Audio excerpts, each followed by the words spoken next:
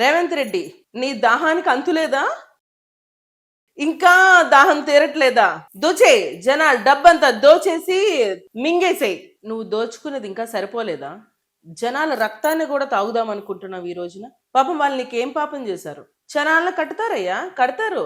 చలాన పడుతుందో ఆటోమేటిక్ ఆ యజమాని అకౌంట్ లో నుంచి నగదులు బదిలీ అయ్యే విధంగా మీరు ఈ రోజు టెక్నాలజీని వాడుకోండి. వెంటనే ఆటో డెబిట్ చేయాలని చెప్పి నువ్వు ఎట్లా చెప్తావు?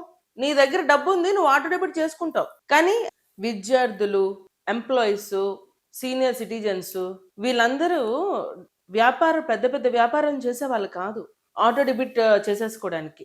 అందుకే నువ్వు ఏదైతే ఆలోచన చేసావో అది 100% రాంగ్ అని తెలంగాణ హైకోర్టు డిక్లేర్ చేసి వాళ్ళని ఇబ్బంది పెట్టొద్దు, వాళ్ళ టైం పీరియడ్ లో వాళ్ళు చలానాస్ పే చేస్తారన్నది చెప్పడం జరిగింది. ఫస్ట్ నీ బండికి ఎంత చలాన్ ఉందో ముందు చెక్ చేసుకొని ముందు నువ్వు కట్టు. గవర్నమెంట్ నాది కదా, నేను కట్టపోతే ఏముందని ఆలోచనలో నువ్వు ఉన్నప్పుడు జనాల గురించి కూడా కొంచెం కాస్త ఆలోచించడం నేర్చుకోండి. కొంచెం మాట్లాడితే నా దగ్గర డబ్బు లేవు, బడ్జెట్ లేదు, అడుక్కొని తింటున్నావు అని చెప్తున్నావు. రాష్ట్రం ఆర్థికంగా బాగా లేదు, అప్పు పుడతలేదు, నువ్వే డబ్బు లేదు అంటున్నావు. మరి జనాల దగ్గర ఎక్కడి నుంచి వస్తుంది డబ్బులు? అనా పైసా ఎవడు ఇస్తలేడు.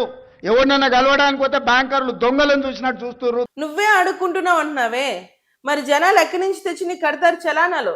వాళ్ళు చిరు ఉద్యోగులు, చిన్నపాటి వ్యాపారస్తులు చాలా మంది ఉంటారు. వాళ్ళందరి మీద కాస్త అయినా మనం బాధ్యతగా ఉండాలన్నది మేము కోరుకుంటున్నాం.